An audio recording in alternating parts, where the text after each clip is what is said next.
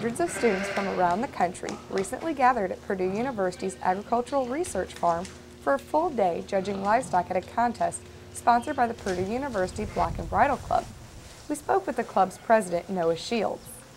Block and Bridle is an option club through the Department of Animal Science in the College of Agriculture, and it is open to any undergraduate student that is interested in the beef industry, swine industry, sheep industry, or horse industry.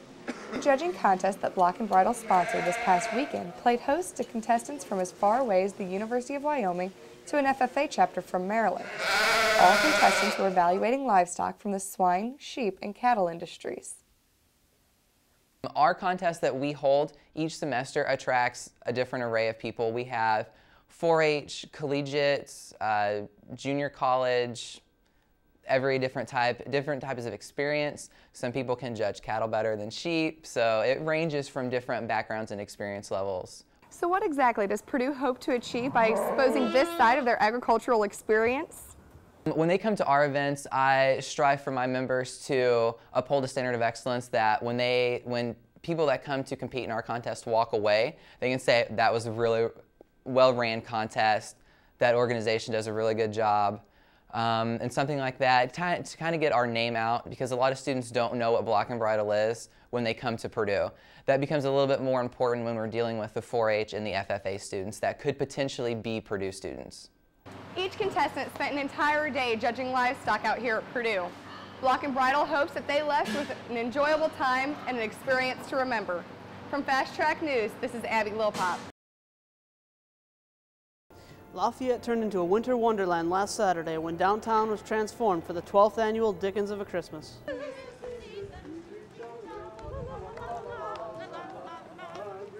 Victorian characters and modern-day Christmas shoppers alike filled the streets with holiday spirit. Jane Ness, coordinator of the event for Lafayette Chamber of Commerce, was excited about the family atmosphere. What are some of the other events and happenings going on? I think the caroling and the entertainers, the carriage rides, all put you in the shopping mood, as well as the weather. Scenes from Charles Dickens' A Christmas Carol were acted out in the streets at various times throughout the day. Towards the neighboring church, when its bell began to ring the hour. To his astonishment, it rang the hour, and just kept ringing the hours. 9, 10. The Ghost of Christmas Past hoped the lessons that Scrooge learned would benefit the community. The meaning of it, obviously it has a good meaning because Scrooge obviously, comes away with what the real meaning of Christmas is about. So it's all good. Downtown retailers were in the holiday spirit as well, with all the stores decorated from top to bottom for the festivities. This annual event is a staple that brings the community, both young and old, together for the holiday season. The holiday season has arrived, which means that many of us are stocking our shelves to prepare for our many holiday guests. But some people in our community are struggling to feed their families from day to day. St. John's Episcopal Church in downtown Lafayette is home to the St. John Lum Food Pantry. The food pantry is currently providing food for over 2,600 people per month.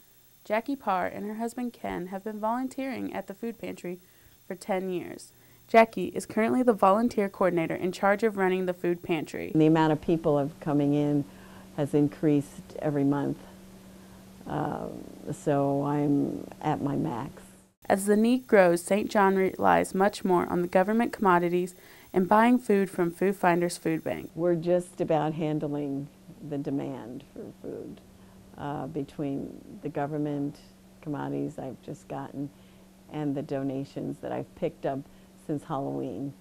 This time of the year, people tend to be more generous in giving items to food pantries. And while the economy struggles, St. John's Food Pantry is struggling to make the season a little brighter for others.